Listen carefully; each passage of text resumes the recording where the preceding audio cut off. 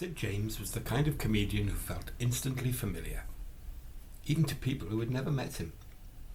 There was something about that gravelly laugh, that mischievous glint in the eye, that made audiences feel as though he was letting them in on a private joke. But behind that iconic chuckle was a life shaped by struggle, reinvention, and a relentless drive to keep performing, no matter what it cost him. He was born Solomon Joel Cohen in Johannesburg in 1913, far from the British stages and studios that would one day make him a household name. His early life was anything but glamorous. He worked as a hairdresser, a job he later joked about, but it was a trade he took seriously at the time. Acting wasn't a childhood dream. It was something he stumbled into almost by accident, joining a local theatre group and discovering a talent he didn't know he had. When he moved to Britain after the war, he arrived with little more than ambition and a willingness to graft. The industry didn't immediately know what to do with him. He wasn't the polished leading man type, nor the traditional comic. But he had presence, that unmistakable lived-in face, the voice that sounded like it had been marinated in whiskey and late nights, and a natural ability to make even the simplest line feel funny. His breakthrough came on radio, especially through his partnership with Tony Hancock. Sid became the perfect foil, sly, streetwise, always one step ahead. Their chemistry was electric, but it was also complicated. Hancock's insecurities and Sid's growing popularity created tensions that never fully healed. When their partnership ended, Sid felt the loss deeply. It wasn't just a job. It was a friendship that had frayed under the weight of fame. Then came the Carry On films, the series that would define him for generations. Sid James became the face of cheeky British humour, the lecherous rogue with a heart of gold, always chasing after Barbara Windsor, always getting caught, always laughing it off. Audiences adored him. But the roles also boxed him in. He was capable of far more than the carry-on persona allowed, yet the industry rarely gave him the chance to show it. Behind the scenes, his life was far more turbulent than the carefree characters he played. He worked constantly, sometimes to the point of exhaustion. Money troubles followed him for years, partly due to bad investments and partly because he simply couldn't say no to work. Performing wasn't just a career, it was a compulsion, a lifeline, something he needed as much as his audiences needed him. His personal life was equally complicated. He was charming, magnetic, and often reckless with his affections. His long-running affair with Barbara Windsor became one of the most talked-about secrets in British entertainment. It brought passion, heartbreak, and a shadow that lingered over both of them long after the relationship ended. Sid's marriage survived, but not without scars. Yet, through all of this, he remained deeply loved by colleagues. They spoke of his generosity, his warmth, his ability to make a room feel lighter just by walking into it. He wasn't a diva nor a distant star. He was Sid, approachable, funny, and endlessly human. In 1976, during a performance of The Mating Season, Sid collapsed on stage. At first, the audience laughed, thinking it was part of the act. But it wasn't. He had suffered a heart attack and he never recovered. He died doing the thing he loved most, in front of an audience, giving everything he had until the very last moment. Sid James left behind a legacy that is far richer than the simple label of carry-on star. He was a man who fought his way into the spotlight, who carried his burdens quietly, who made millions laugh even when he himself was struggling. His life was messy, complicated, and full of contradictions, but it was also full of heart. Behind that famous laugh was a man who understood that humour is often born from hardship, and that sometimes the people who make us laugh the most are the ones who have walked through the darkest places.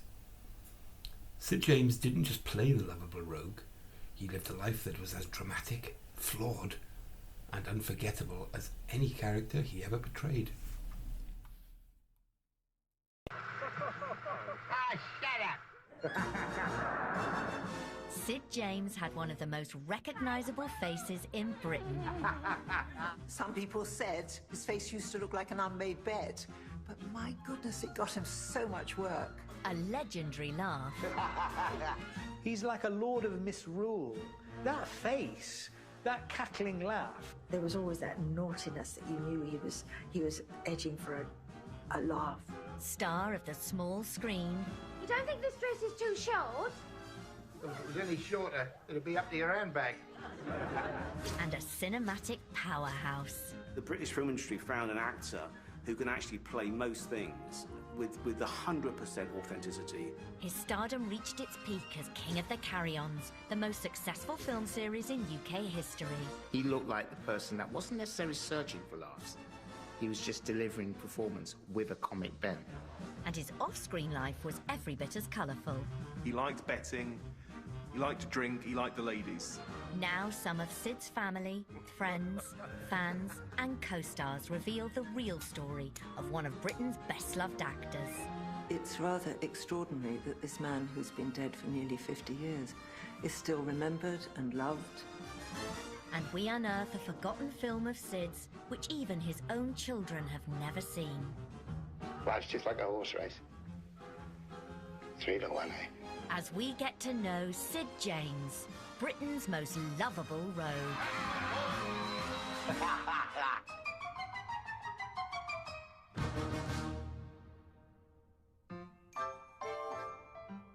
Sid James is renowned as the leading man of the Carry-On films, with a pitch-perfect delivery of the series' innuendo-laden scripts. Oh, how are they? I believe they're intense lovers. Well, naturally. They do everything intense.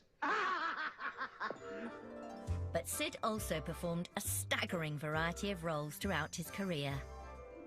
You will watch a black and white British film from the 50s on a Sunday afternoon, and Sid James will be in it.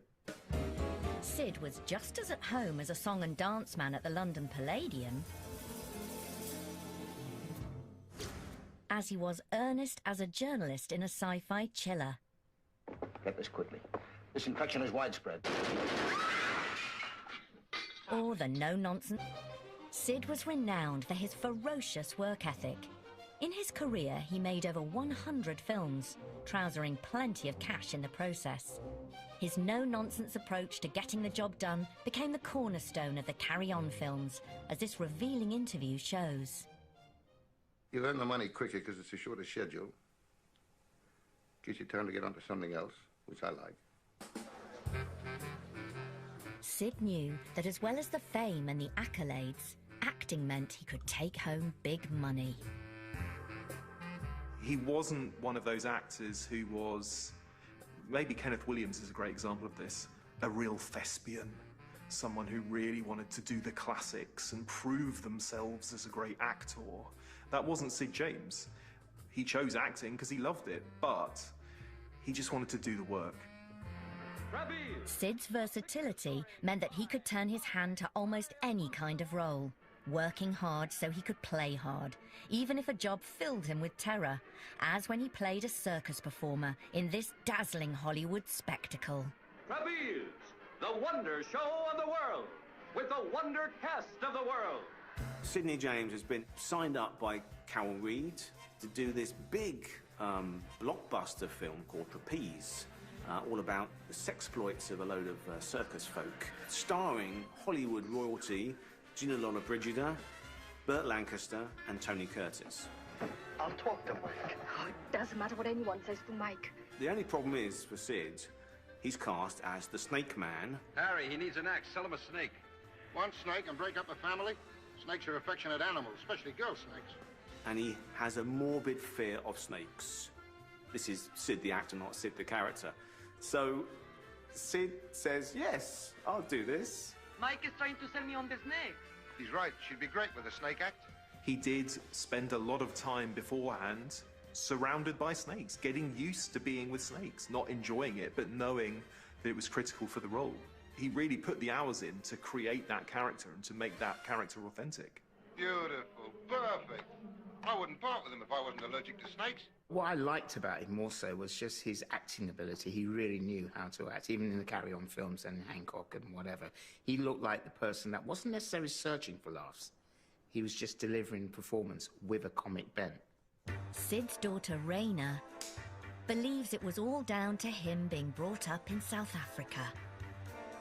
One of the things that Dad always used to say is that he didn't want the star parts because he just wanted to be working. You know, he was an immigrant. The goal is that you earn money, you're assimilated into the country you're in, and you do that by earning a living. He would always say he loved Laurence Olivier, but he would always say Olivier is an actor that would rather act than eat. You know, Sid would say, I'd rather eat than act, quite frankly. I do it for the money. Sid may not have been as devoted to his craft as Olivier, but he loved acting, and of course, the money that came with it. But where was it all going? Well, Sid was not a man without his vices. If Sid was sat in now and it started to rain, he would bet on which raindrop hit the level first. He said he would bet on anything. It was an early passion of his. And the more he earned, the more he loved to put a bit on. Never stupidly, never sort of going to debt about it, but it would be a flutter. If he had a keen eye for the bookies, he had a keener eye on the ladies. He also found women very attractive. You know, he had the chat. He could go into places in the West End and sort of hold court. Big names, familiar faces. Sid James among those to be presented to the royal guests. The Carry On franchise played up to Sid's flirtatious personality traits. He often appeared as something of a Lothario, such as in Carry On Girls as Sid Fiddler, in this memorable scene when he first encounters Barbara Windsor's assets. Excuse me? Look now, Sonny, I'm busy. Sonny, you want your eyes tested. Excuse me. I thought they always built the shock absorbers into the bikes. Saucy. Sid's working relationship with Gerald Thomas, the director of all the Carry On films, was fundamental to the series' success and can be seen here in this candid peek behind the scenes of Carry On Henry. Their relationship relied on getting the very best from every moment they worked together, and no one was more grateful for that than Sid's co-stars. He used to get his shots in one take, and which was brilliant. But in fact, that was what Gerald Thomas wanted. I mean, the films were made on such a low budget that that's one of the reasons I think Sid fitted in so well. There were usually 2 sets going at one time because Gerald Thomas worked the films like a military operation. And Sid was one of his generals on set, offering ideas on how to improve the scripts. Sid gave it a lot of thought, the role that he was playing. In that way, he was totally professional about it. Sometimes Sid would suggest little changes to the script because he studied the script very carefully, and I think always a help to Gerald. He, would probably say, yes, that's a very good idea. We'll go along with that. Sid's skill and stagecraft meant that even on a tight schedule, he could pull off comedy stunts that would surely ring alarm bells for any health and safety-conscious matron. That scene where he's smoking, and then the cigarette goes under. Oh, I mean, that is skill.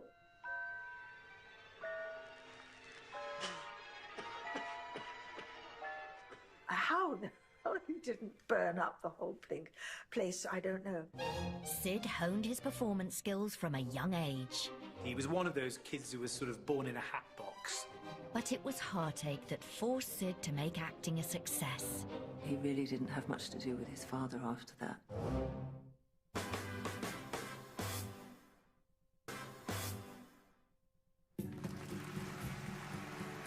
Most of us believed in Sid James, the pure Cockney, but the truth is, he came into the world in South Africa as Solomon Joel Cohen, the second child of Jewish parents Lou and Raina, who were travelling performers.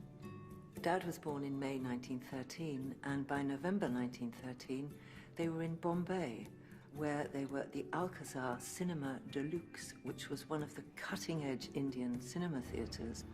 Then in 1917, when he's 4, they have a 2-year tour during World War I of Australia and New Zealand.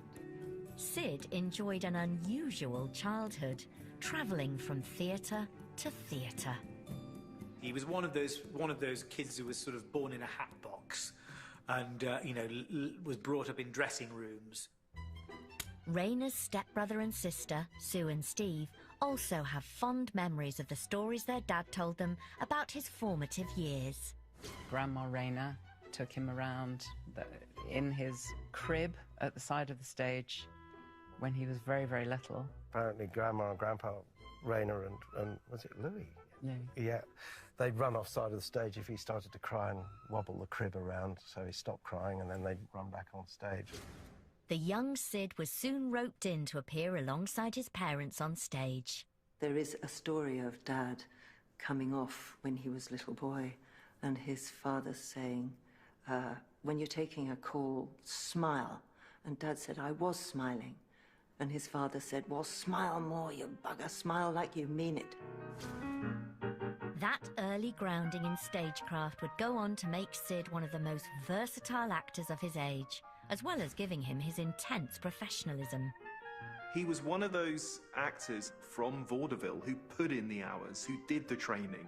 It was a slog to get where he got. But by the time he got there, he had so much experience and so many different fields. In 1922, Sid's joy at being a child star in music hall was shattered when his parents divorced. He really didn't have much to do with his father after that.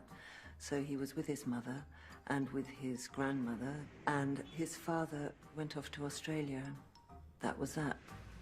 For the time being, Sid's stage career was over. As he had to earn money quickly to make ends meet, he tried his hand as a boxer, an electrician, and as a diamond polisher, before eventually becoming a hairdresser. He did actually have his own hairdressing salon in a hotel, I think. And what I've always thought about that is that it was a performance. Dad did cut my hair a couple of times, yes. But it was a hold your breath moment.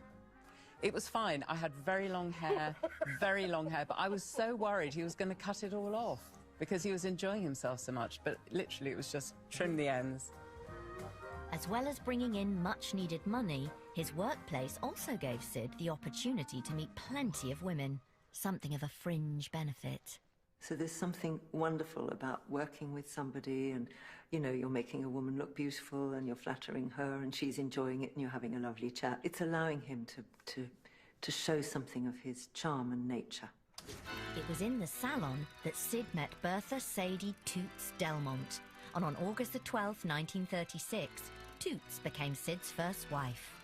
Her family aren't exactly chuffed when she takes up with Sid, the hair cutter, diamond polisher, but she falls head over heels for him and he falls head over heels for her, and that's it.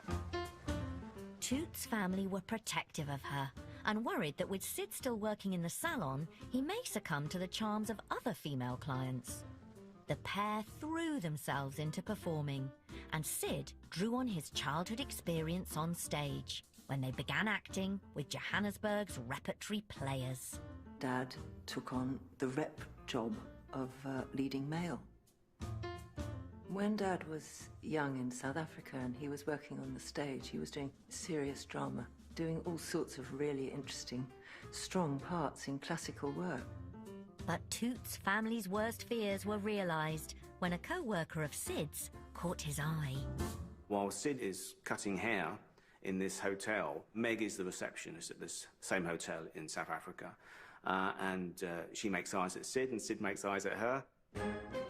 Meg Williams wasn't Sid's first affair, but in this marriage, it was the last, and Toots filed for divorce.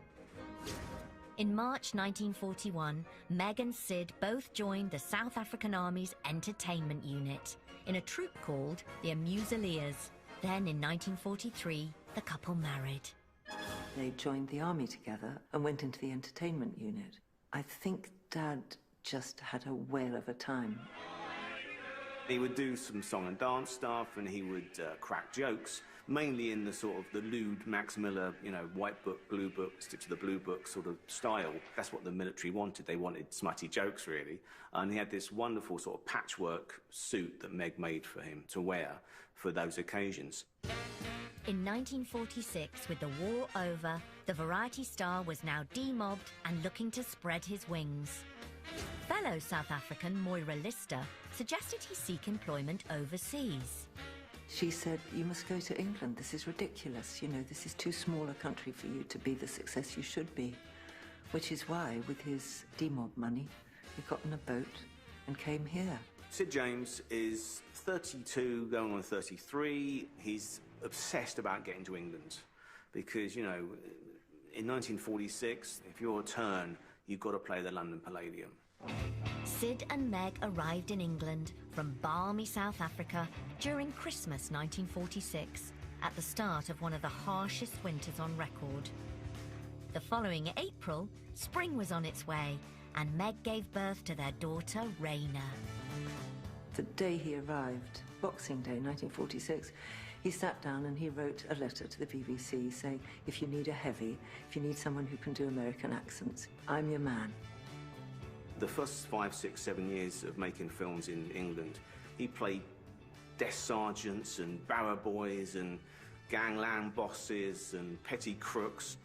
Although he was very well known in British crime movies, obviously he probably loved the American film noirs and Humphrey Bogart and those tough guys, those hard-boiled characters. I think he could have done those really well and did on occasion. That was very much his thing. He was a real rugged man. He was a boxer. Those hands had seen a lot of work, and the face had seen a lot of punches. So to the westerns and to the thrillers he did in British film, he brings that essence of authenticity. You look into the eyes of Sid James, even on photographs, you look at him, my man, he's seen some stuff, that boy. Absolutely crystallises our idea of the man who goes down the dog track, who has some scheme to steal the lead off the church roof. That kind of semi-criminal part of society that I think is a really important part of post-war culture. If you saw him in a movie, there was a level of trust there. You knew that he was dependable. That's why he had such a long career. While Sid was enjoying his life as the nation's favourite on-screen hard man, Meg was finding her new life hard to adjust to. Mum was at home looking after me, and she was drinking too much, and Dad was away all the time working, and I think it became an enormously stressful situation between them. And in the end, they separated when I was 3. Sid's divorce from his second wife at the age of 39 was another chapter in the love life of a man who was known for his wandering eye. By the 1950s, he perfected a Cockney accent, which along with his natural charisma meant female attention was never far away. I think that what Dad had was enormous charm, and he did have a twinkle in his eye, and I think he made women feel quite special, actually, because he was so charming and because he was so chivalrous. I think because he was such a lovely gentleman, that females warmed towards him. Sid was a gentleman. He didn't like any rudeness to happen with girls. Sometimes there would be men that would try and make passes, and he would make sure that didn't happen. I can't imagine thinking of him as a sex symbol. I think it was really about charm. And I think people like being in his company, men and women, actually. He always used to say, my face looks like it's been slept in. Yeah, no. He was a dapper dresser, he was a great dancer, you know, he had the chat. He was all things to all men, really. So it's that cliche that, you know, men really wanted to be him and women want to be with him.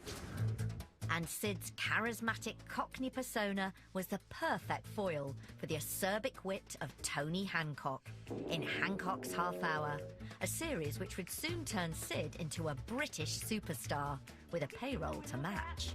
Okay. Cheddar. Tomorrow night then, outside the factory. He'll carry your welding equipment home for you.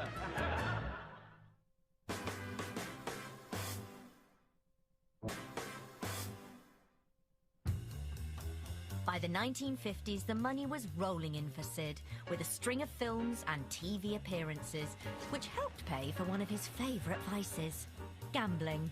No wonder Sid James looked pleased. He backed the winner on the strength of its name, Brother James.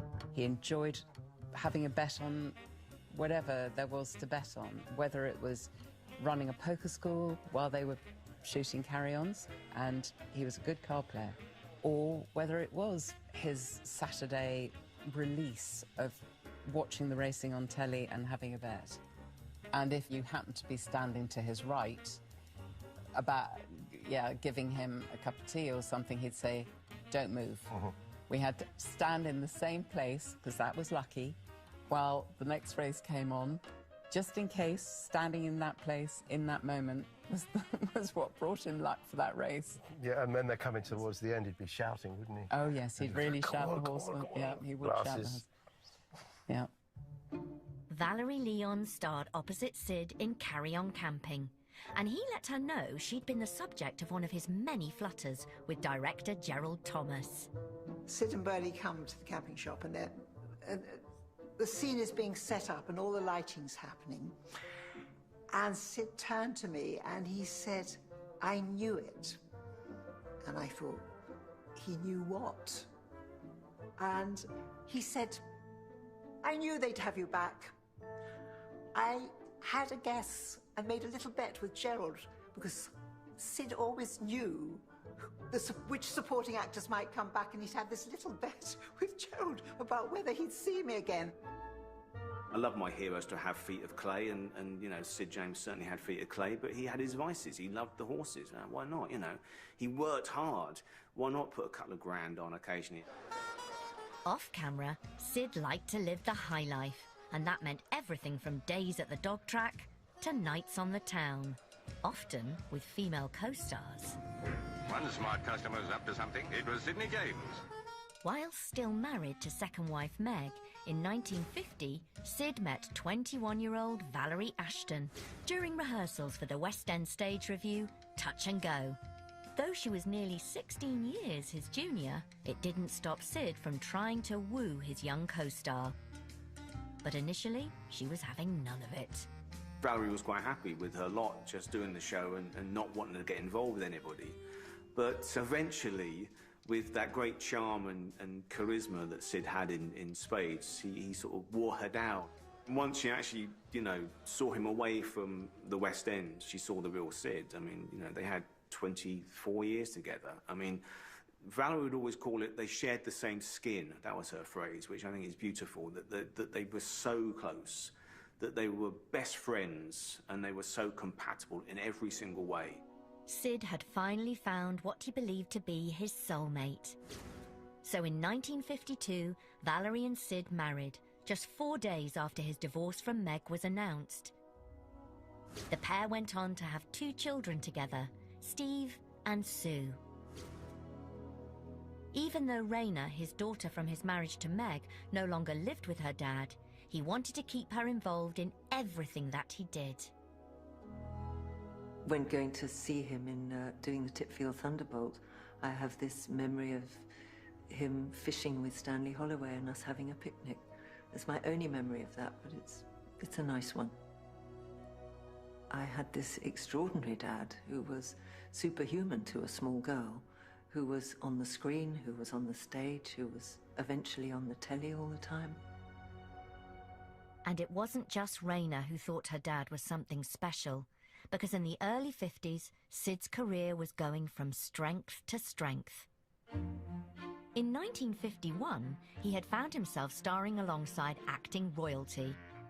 At the time, Alec Guinness was fast becoming the darling of British theatre and screen, and his role as Henry Holland in the film The Lavender Hill Mob would go on to see him nominated for an Oscar. Sid, meanwhile, played yet another hard man, but this time with a twist. He was still a criminal in that, but it was bringing more comedy into it. It was more of a caper, really. And I guess it started a bit of a fad for those films. There are lots of British crime capers of that era, many of which featured Sid James. This marked a turn in the way that directors and producers viewed Sid James. They realised that he could play more than just the mobster he'd become known for. The director, Charles Crichton, cast him because A, he was always on time and knew his lines and he was brilliant, and B, he played all these sort of petty crooks and dodgy characters of the East End. That character of Lackery, oh man, that scene, I mean, it's perfect. It's just, you know, you've got Alec Guinness and Stanley Holloway plotting this perfect crime, and they basically trap Sid, breaking into this safe, and he gets his sandwiches out. It's a petty crook, but in that moment you get a whole backstory. It's not even written, it's just all in the face and in the eyes. Name of Lackery Wood, otherwise known as Sort of Steve, the Wandsworth boy. 2 convictions for housebreaking, 1 for larceny of the person, total 18 months only and 10 years' work. There are some cuttings if you'd like to see them.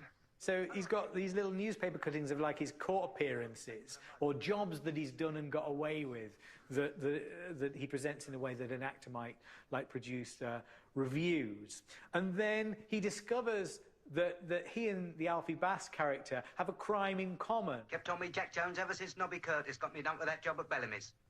Bellamy's in Bromley? That's right, last June, 12 pound. I was casing that joint the night you got pinched. So what you've got is this really interesting and rich, fanciful portrait of an East End criminal community who have, like, this sort of strange kind of gentility about them. And that sort of, the delicacy of that is something that the Carry On films didn't really offer. That comedy bank robber proved to be a landmark role for Sid. In 1954, comedy writers Ray Galton and Alan Simpson were casting a foil to play against Tony Hancock in a new radio series for the BBC. And on a trip to the cinema, they saw their new star right up there on the silver screen. Galton and Simpson went into a cinema because they were too early for an appointment somewhere and saw the Lavender Hill Mob, and they both said, "That's your man."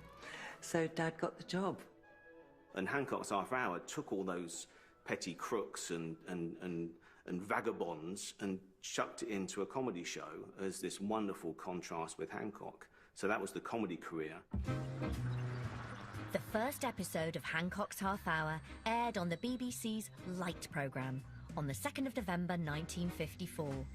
Still regarded as one of the greatest sitcoms of all time, it was so successful that just 18 months after its radio debut, it transferred to TV. It regularly pulled in 20 million viewers, all looking at Sid. Hancock was so important at that time, and the beginning music, you know, the da-da-da-da-da, and people would gather to listen to Hancock. Galton and Simpson devised Sid's character, a down-to-earth Cockney geezer, as a foil for the more flamboyant ambitions of his leading man, Tony Hancock. Sid's Lothario persona was sometimes written into his on-screen character. Well, I'll see you tomorrow night, then. Well, only if you're by yourself. Ditch him and we'll all go out together. OK. Ta-da. Tomorrow night, then, outside the factory. He'll carry your welding equipment home for you. He's a lovable rogue, and I think most people love lovable rogues. And he's certainly that character that you know, if I was a girl, Mum would say, "Don't get out with him." He's, you know, so, and those characters are really attractive, and so I liked him because of that, and he was so different. I've seen every single episode of Hancock and listened to every single radio episode, and they don't date. So they're still as funny as they were. Dad was very nervous with the radio, but not nervous with the television, whereas Hancock was the opposite way round. Hancock was very nervous in front of the camera, but not in front of radio. So he just adapted, because he was professional and because his parents were also in the business. He just knew that it was in the DNA, you know. He just knew what he had to do. Those scripts are really tight, you know, they're really well written and very funny.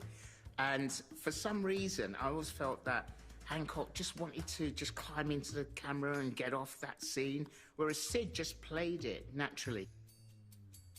Hancock's Half Hour, I think, in a way, clarified Sid James's talent and his place in the ecosystem and the kind of comic identities that he would become associated with.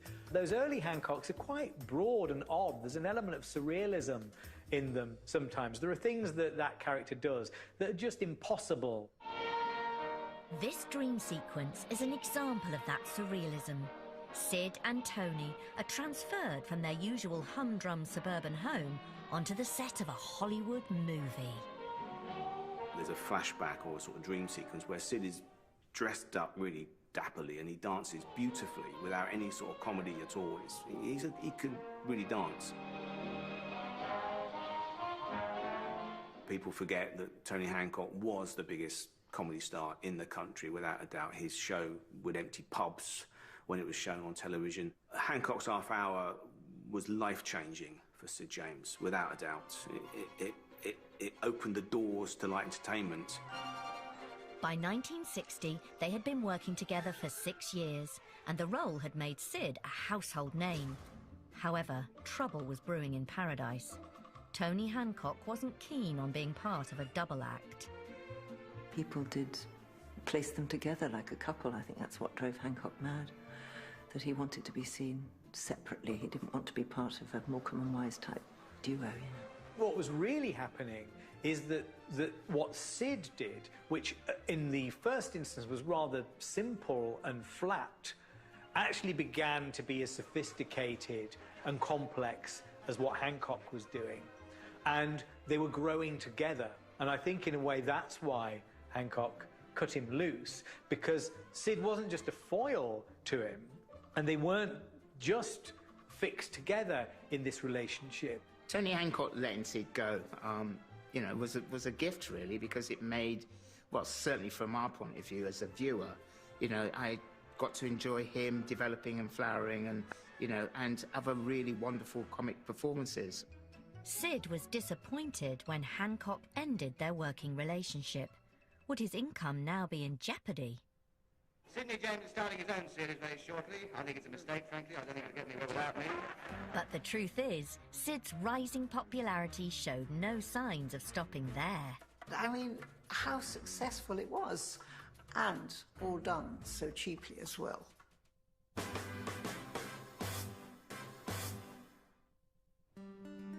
In the 1950s, Sid James was establishing himself as a household name in the UK. Whilst his relationship with Tony Hancock had come to an end, Sid had spent the decade paving the way to becoming a star in his own right. He was most famous for his comedic roles, but serious dramatic parts were still flooding in and helping to reinforce his stellar reputation, including playing an investigative journalist in the film Quatermass 2. One role that really, I think, makes something quite striking and unusual is Quatermass 2, where he plays a journalist who has discovered what's going on inside these weird company towns that are being set up in, you know, remote parts of England behind barbed wire. In the refinery, something evil and alien is bubbling away. How far is this plant from here? About 90 miles. I want to see it. But, man, time is desperate. These people that work here, are they normal? At the moment, I think so. I want to talk to him. Jimmy. So we're introduced to him as, in a way, a variation upon the kind of part we're very familiar seeing him in. You know, the kind of streetwise, low-middle-class professional man who, you know, would be at ease in the pub and on the dog track, that kind of thing. He's a sort of vinegary hack in this film. What are the chances of a job at that place? A job? Sure, I won't work.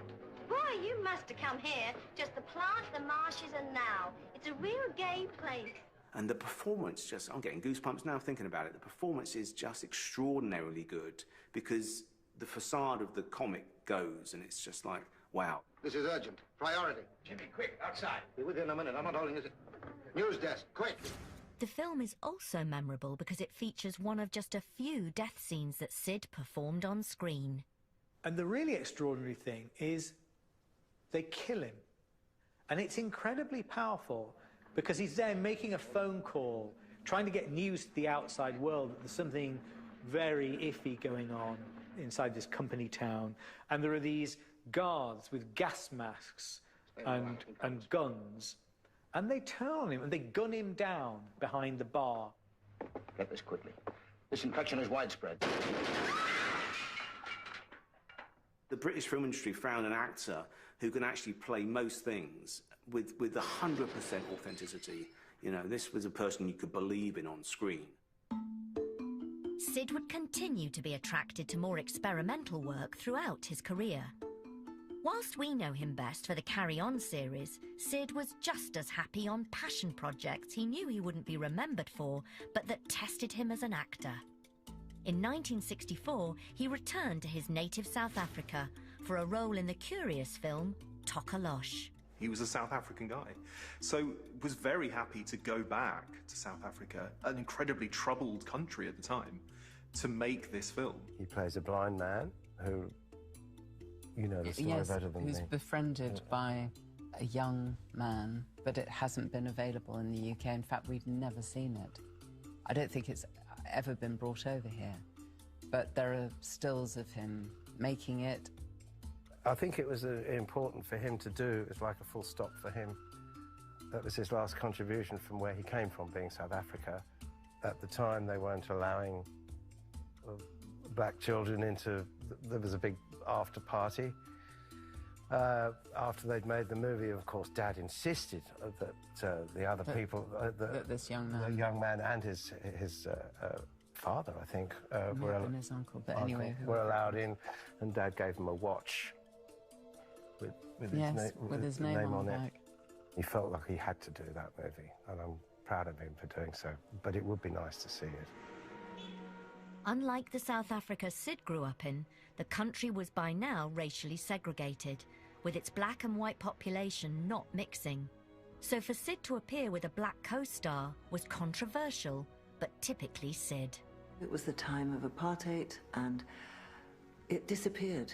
So the film was made, shown, I suppose, in South Africa for a while, and then it went, and it's not available anywhere.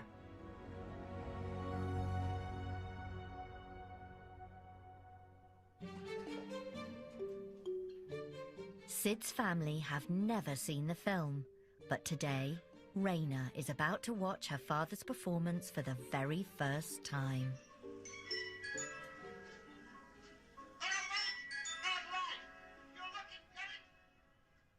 Extraordinary. It's just extraordinary. It's a bit like his Hancocky person, because he's grumpy and cross, and you know that he's going to get tender later, because that's obviously how the film's going to work out. Good grief. Will you leave me alone? The little boy is absolutely adorable. What is it? It's the shiny. What's that? Tea. You put that in. Paint fly out. Very good for tummy too.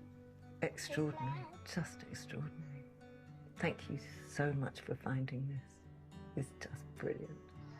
It does show that he was open to unusual ideas and open to celebrating his heritage, to going back to his homeland and appearing in a South African movie. Sid may have dabbled with serious drama at various stages in his career, but comedy would remain his bread and butter. As long as the money was good, Sid was happy to be involved. Sidney James is a jobbing actor. We're talking 1959. He's still a person that you could phone up his agent and say, would Sid want to play this Spanish spiv, basically is what it is. And Sid said, what's the money like, probably, and is it on location? And then the answer was, the money's good and it is on location, so it's a few months in Spain, with his old mate Bernard Cribbins. So, in this cheerful comedy musical Tommy the Toreador, Sid and Bernard deployed charming comedy Spanish accents throughout, as part of their less-than-plausible scheme to turn Tommy Steele into a Toreador. He will fight the bull. What a fierce bull, a ferocious bull. Oh, no. Oh, yes. Maybe he will be lucky. Yeah, he will need to be. The standout moment is a routine which stars Tommy Steele, Sidney James and Bernard Cribbins, and it's Watch the Birdie. The birdie! The birdie! The birdie! The birdie! The birdie! Where's the birdie? We're looking for the birdie, but the birdie ain't nowhere to be found. It's a funny comedy song. They're quite rare funny comedy songs, but it's very funny. And Sid and Bernie Cribbins particularly really ham it up. In those fancy ballet tights, I'd look quite a sight. Imagine me with combinations on. Sid James's parents were in showbiz. They were in vaudeville, and that's in his blood. and he was perhaps a lot more versatile than we give him credit for. We're looking for him there. We're looking for that birdie. He was a vaudevillian. He was a song and dance man, and it allows him to completely incongruously move away from that Spanish Spiv character and just do a song and dance for 3 minutes, and it's top fun.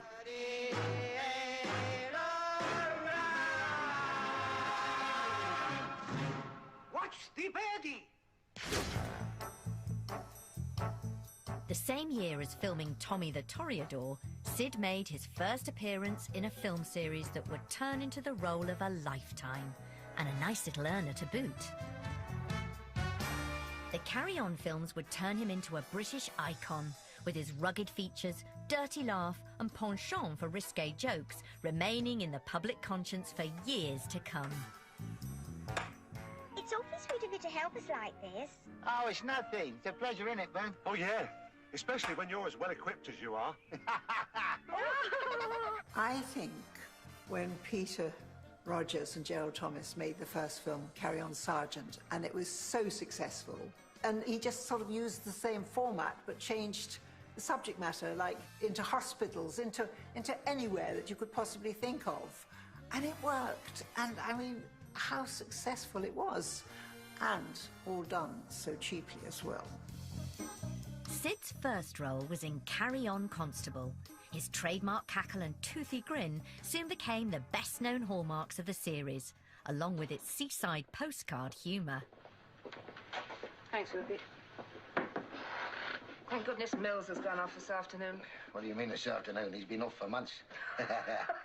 He recognised what he was doing was part of British film culture, even the Carry-Ons, because he was in them for so long. You know, he recognised that they were serving a purpose. They were never high art, but they were never made to be high art. They were made to be a damn good laugh, and that's what they were, and that's what they are. The greatest strength for Carry On, because the main characters were kind of seaside postcardy, really. Whereas Sid, being South African, sort of came at it a different way. In the first 10 minutes, you knew who these characters were. They just replicated that. I think Sid had more fun, and it wouldn't surprise me if he had a bit more input, even though his character was drawn quite linearly. In 1965, Carry On Cowboy saw Sid James totally immerse himself in the role of the Rumpo Kid, the Wild West's toughest outlaw. He was shooting from the hip in one of his most memorable comic performances on film.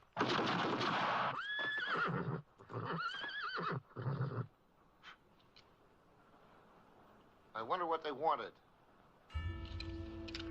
Sid James loved Carry On Cowboy, in which he plays the Rumpo Kid.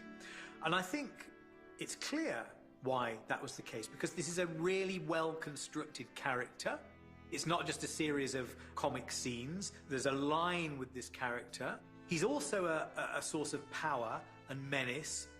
And what Sid brings to it is, in a way, a kind of echo of some of the parts that he'd done in his previous life.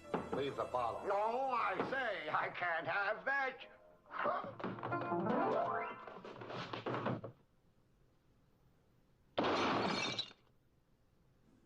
It's a good, dramatic performance. It's the kind of performance he would have given if he'd been cast in a Western in the 50s. Shut up!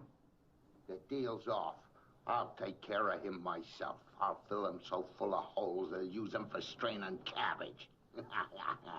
Actually, his American accent, certainly in Carry On Cowboy, is really good.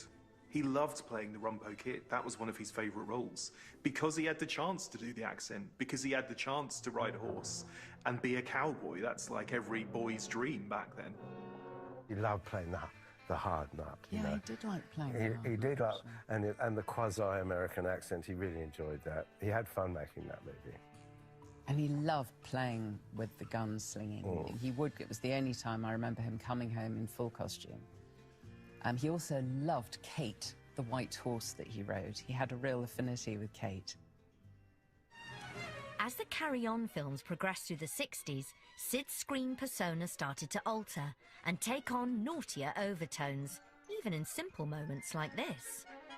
What Sid, I think, stands for in those 60s films is like sexual desire with no place to go.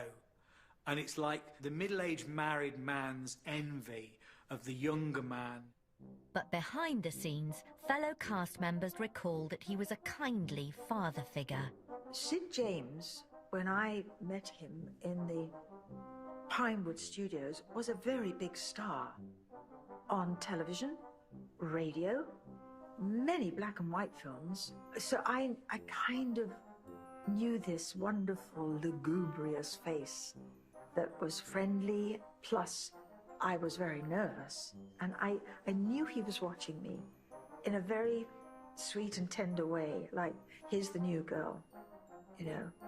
With his characteristic self-effacing humour, Sid would make light of welcoming any new cast.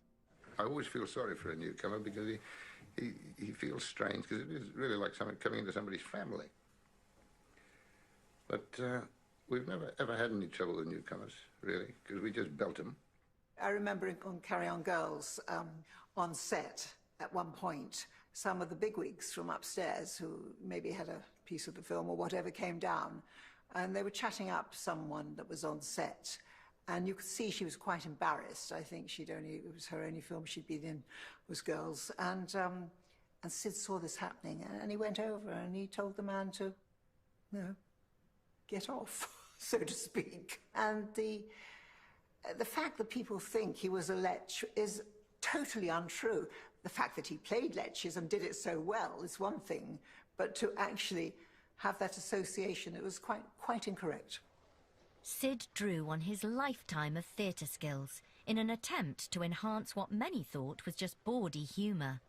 In this rare and fascinating behind-the-scenes footage, Sid's performance as Henry VIII also allowed him to demonstrate his fine dance moves opposite co-star Barbara Windsor.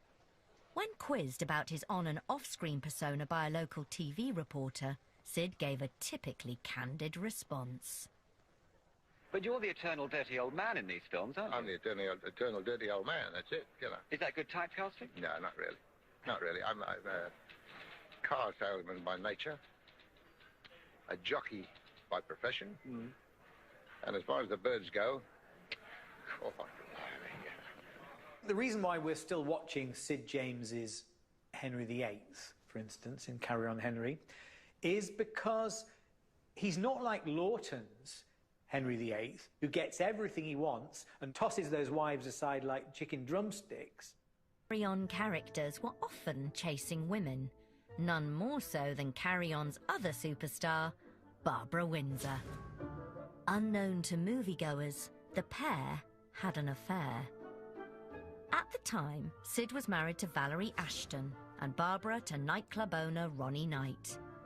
It's rumoured that Ronnie had all the furniture in Sid's house rearranged as a warning. Sid and Barbara ended their affair in 1974. Barbara Windsor was lovely and I think genuinely cared for Sid, both as a friend and more than a friend.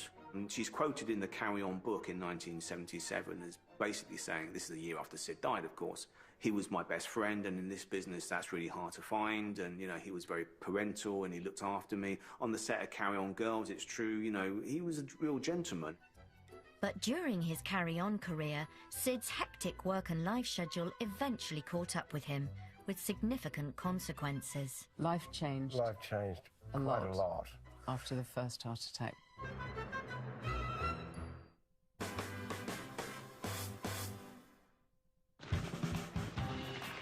During the mid-1960s, workaholic Sid James couldn't say no to the offers of work that were now flowing in. He was busy as a star turn of the Carry On films, always ready to drop a cheeky wisecrack. Think there must be some way we can get rid of it. I have a poisonous ass. Oh, I wouldn't say that. As well as on the big screen, Sid was also in the nation's living rooms as a raffish layabout chauffeur in ITV's weekly sitcom George and the Dragon, frustrating the plans of Peggy Mount. The kitchen tap needs a new washer, the sink's bunged up, and I want 2 new shelves put out the pantry. What would you like me to do after lunch?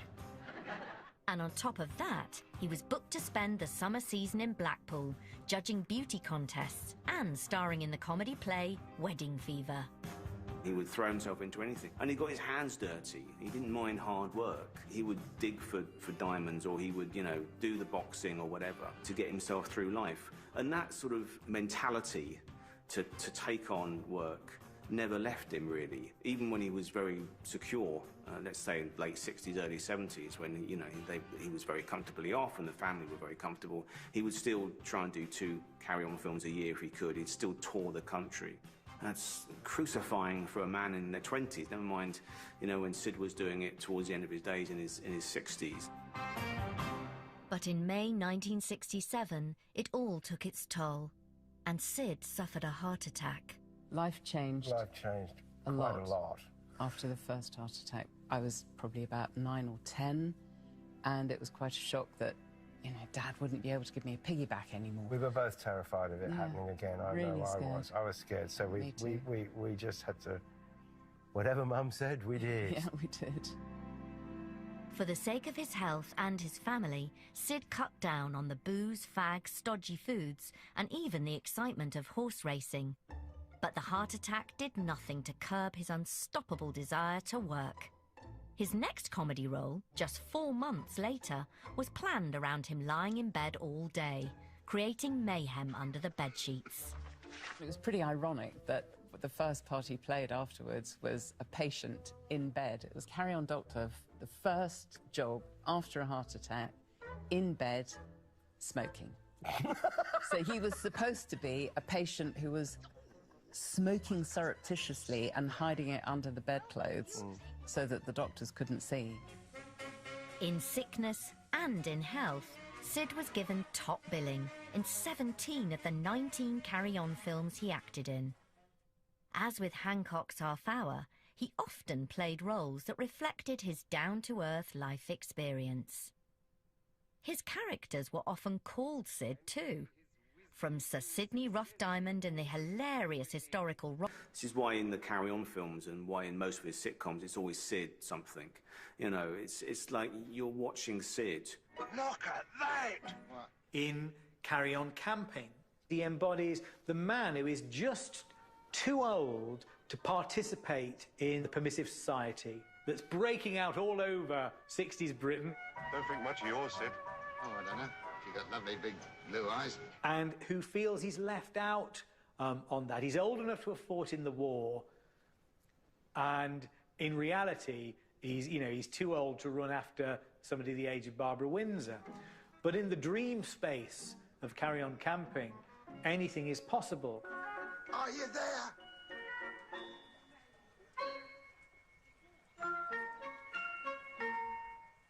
Get out of here, quick. It's laugh out loud hilarious from start to finish. And there's no real plot to it. I always say this. There's no plot to Carry On Camping. It's so episodic. It's just a load of guys go to a camping site. The end, basically. But it's funny. And it is the definitive Donald McGill postcard come to life. And I think Sid James recognised that this is going to cheer them up. And this infamous moment involving Sid and Barbara has gone down in cinema history as one of the Carry On's most cherished saucy postcard stunts. And flee!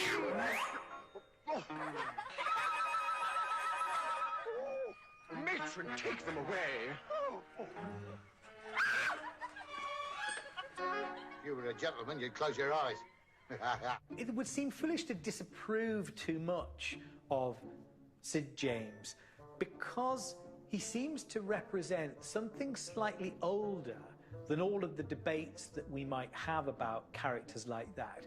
He's a sort of anarchic force. He's like a lord of misrule.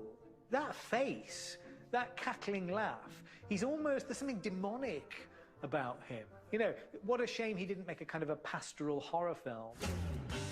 As the Carry On films progressed, Sid's on-screen character changed to reflect his true nature, going from a weather-beaten Lothario to more of a fatherly figure.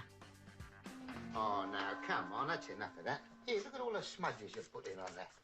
The boundaries between Sid's on- and off-screen persona were also becoming increasingly blurred.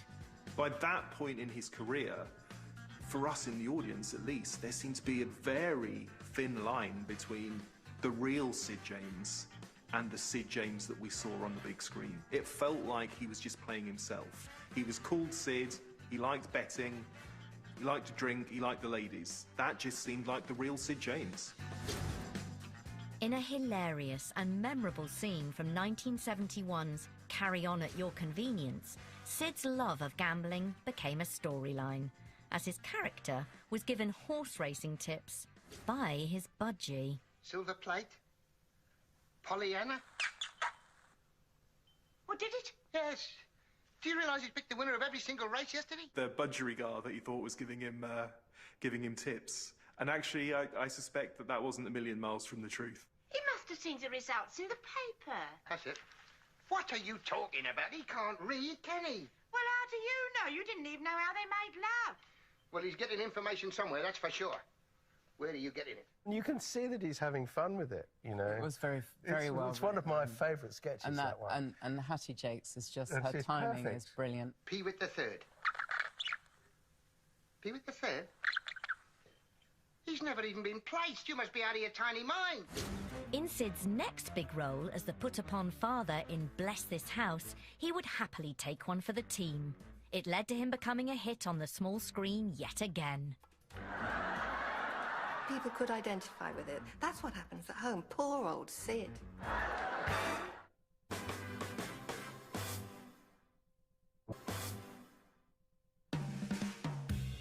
Over the decades, Sid's roles have evolved from a hard man in the 1950s to a Lothario in the 1960s, and finally as a father figure in the 1970s.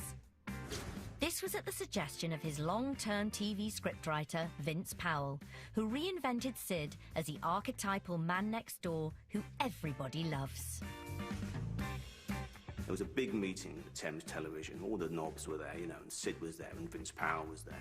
And they're saying, well, next we should have, I don't know, Sid James the bookmaker, or Sid James the pub landlord, the usual sort of stuff that Sid always played. And Vince Powell stood up and said, I think it's time we had Sid the father, Sid the married man, and Sid James said, I know Vince Powell is right. And that was Bless His House.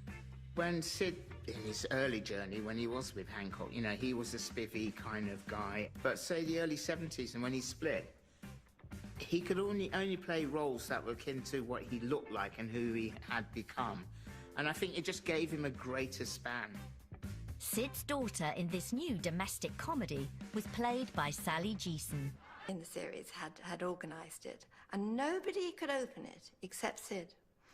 And it's a very funny clip. First time I, as a migrant, managed to see, you know, behind closed doors what a British family in sort of suburbia behave like. You know, all of it is heightened, having said that, but the dynamics between husband and wife and kids, I mean, from my point of view, you know, whatever my father said go, you couldn't argue about. I couldn't say half the things you wanted to say, but seeing Sid and his family saying it, you were engaged, you know, I wish I could have said it like that.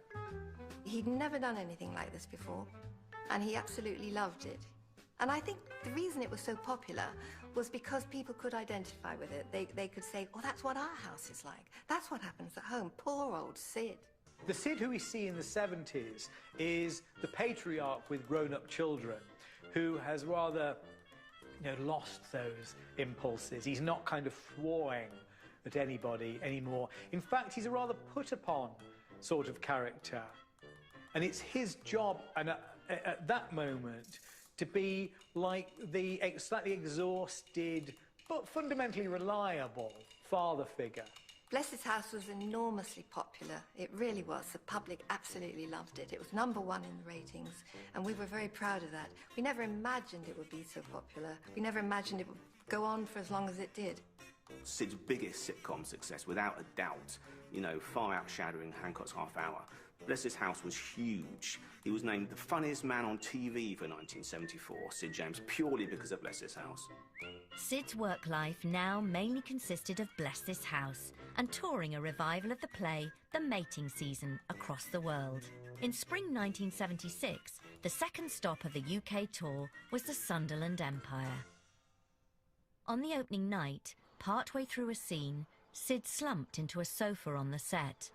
The audience assumed he was up to one of his old tricks, and there was confusion regarding pleas for a doctor in the house. But in reality, Sid was suffering a second massive heart attack. His wife Valerie rushed to his side, and an ambulance came soon after, but he was pronounced dead on arrival in hospital. He was 62. I put on the 9 o'clock news, and I think it was Kenneth Kendall who said, very slowly, and it's so strange how time just elasticated out, and Sidney James has collapsed and died on stage at the Sunderland Empire. Oh, even now, gives me goosepimples. And, yeah, that was how I found out. It was because he died on stage, because he died making people laugh. Everyone thought it was a joke. As one always does in those situations, I wish I'd been able to talk to him more. You know, the price of him being in the public eye, too, is the way it was all released. Newspapers, TV, radio. All I did the next day was just hear it everywhere. I mean, I saw it on the front of someone's paper. Yeah. That's how I found out. Which is going to work, because we didn't have mobile phones. The genuine sadness of the general public was monumental. He was loved. He was very loved. And he brought a smile to people. More than 20 years after Sid's death, the dramatist Terry Johnson was inspired to write a play about his love affair with Barbara Windsor. I was at the first night of that play, Cleo Camping and Manuel and Dick, at the National Theatre. The National Theatre, you know, it was Terry Johnson. It was a big deal. I went to see the play at the National Theatre, and I'm sobbing into my handkerchief because my feeling is I want to jump on the stage and give Dad a hug. It isn't Dad, it's someone else. Sid James was a talented and versatile actor who seemed to play every role, whether it was comedy, drama, or musical, with an effortless ease. Sid may be gone, but neither he nor his laugh will be forgotten. It's not as if she'd got a ring on her finger, you know. She hasn't got one through her nose either. Oh, come on, let's get going. To sit and watch that crinkled face sort of beam and the eyes sort of, you know, crinkle and wrinkle and that laugh and just that whole persona. You know, if you're in Sid's company, even if it's just via a TV screen, you're in good company. Dad's appeal lies partly in the fact that he's the bloke next door, that he is the man in Bless This House. When I do these conventions and see the audiences, there is a huge wave of fondness when Sid comes on the screen. You know, Sid's laugh, his naughty laugh, his dirty laugh, I mean, it was wonderful.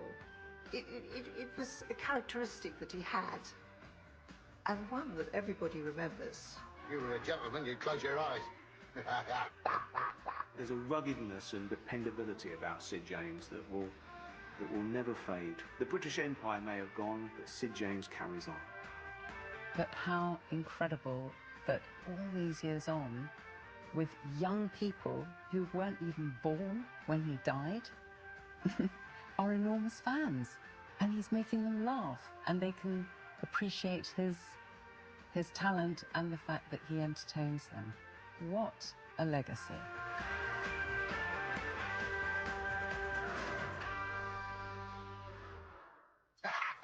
Sid. Revealing the full extent of one of London's worst ever tragedies, the Great Smog, Winter of '52 is brand new Wednesday at 9.